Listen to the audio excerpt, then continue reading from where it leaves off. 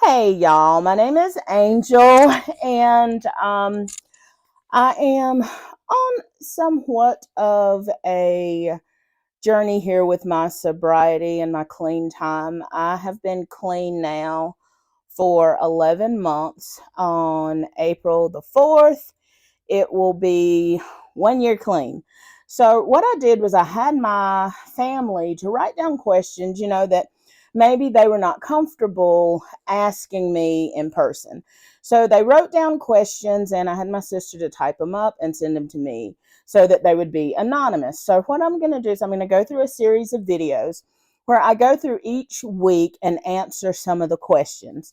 So, what I want you guys to know is that some days I may only answer two or three questions because, like, going through and really like looking into not only the harm that I've caused myself, but the harm that I've caused other people can take somewhat of an emotional toll on me. And at this point, I have 81 questions to answer. So feel free either on Facebook, Instagram, TikTok, or YouTube to ask questions that maybe you have about addiction as well. So let's jump right in. Here we go. So the first question is, how old were you when you first began using drugs? So the answer to that is 18. This year in May, I will be 45. And my first drug was actually marijuana. A lot of people like assume alcohol most of the time, but for me, the first drug that I ever tried was marijuana, and I was 18 years old. Question number two. What do you believe led to a lifestyle of drug addiction? So, for me personally, Um, as a child, I was sexually abused, and there was never a thing of me like trying to fit in. It was more a matter of me trying to mask pain. So instead of dealing with the pain, I used drugs and alcohol to like hide that pain instead of like dealing with it head on, or going to therapy or counseling, or that kind of thing.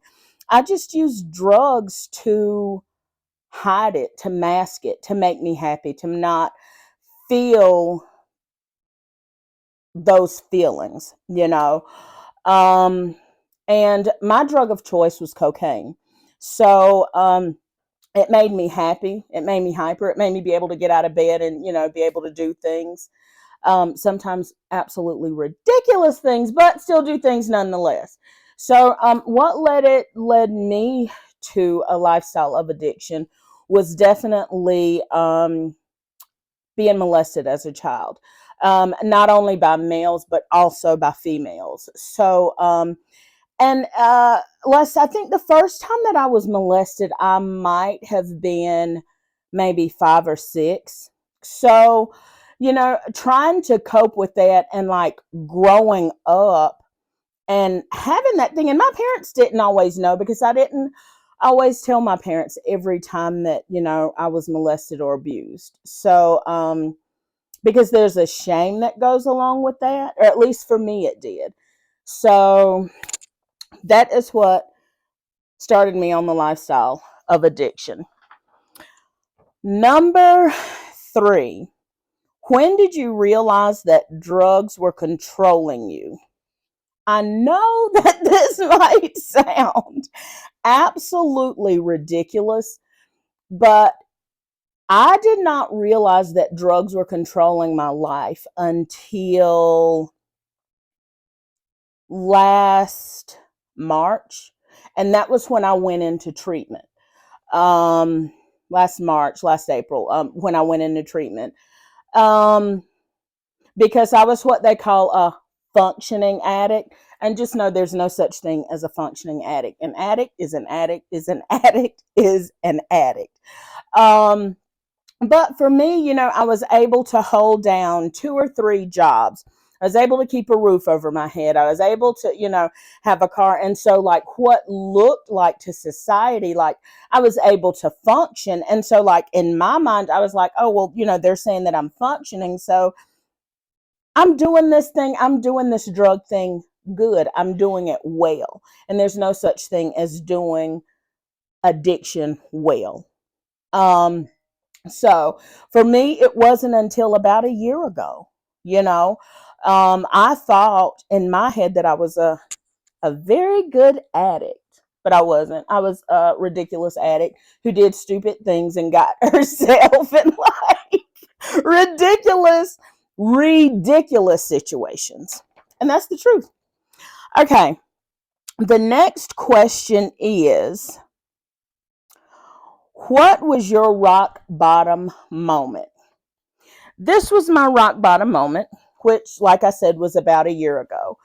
I'm a photographer, so I was at a photography shoot, and we were shooting a preschool, and I was high as a kite.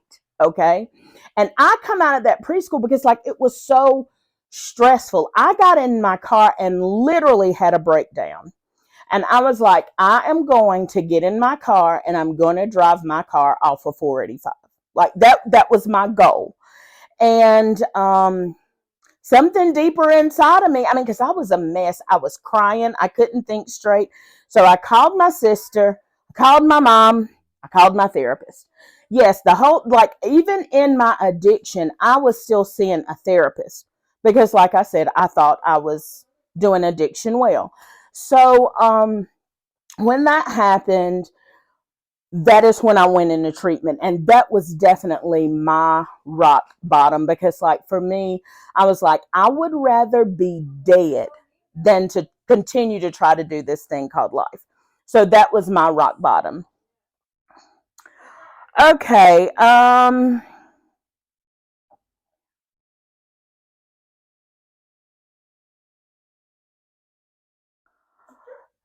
trying to read this question. Oh, okay. Did you gain any epiphany during your drug use that made you want to turn? Um, yeah, I mean, like, I think the epiphany for me was that, Angel, you cannot use drugs and function successfully, because like I was a dancer, I sing, yet like I do all of those things, and I have not done those things in years, and it was all because of my addiction. And like I said, like a year ago, like it all was just like, girl, you are messed up, And, like I just know that like God had put more in me than what I was putting out, you know. So that was my epiphany. Let's see here. Number 6. What is your biggest struggle with remaining clean? Ooh, that's a big one. So, my biggest struggle with remaining clean is being out in public and seeing or encountering people who are high. Because, like, people are high all the time, and, like, addicts notice that kind of stuff. You know, like, I have actually had to take a break from going to parks because that's become a trigger for me. Like, I see addicts sitting in their cars using drugs at the park all the time. And, like it shouldn't shock me because, like, a lot of times that's where I would go, like just go to a public park and hang out and use drugs. So, for me, um, that's the biggest struggle right now. That's the biggest struggle for me at this moment. And as I have gone through recovery, like that, like it kind of changes. Like what things I struggled with like in the beginning are not necessarily things that I have struggled with now. You know, Like, there have been times like in my recovery where I have like been so happy and excited about something I've wanted to use, because like for me in the past, whether I was sad or happy, it would make me want to use. And so like I have to find like other ways like to celebrate myself and to celebrate other people. Okay, let's see. This is going to be the last one, number 7. What are your triggers? My triggers. So, being around people who are drunk is definitely a trigger for me. Being around people who are smoking marijuana is a trigger for me, or even smelling it. Like you can drive through Charlotte with your windows down and literally smell marijuana. And for me, that's a trigger. Um, Certain shows can be triggers for me. I try not to watch shows where there's drug use.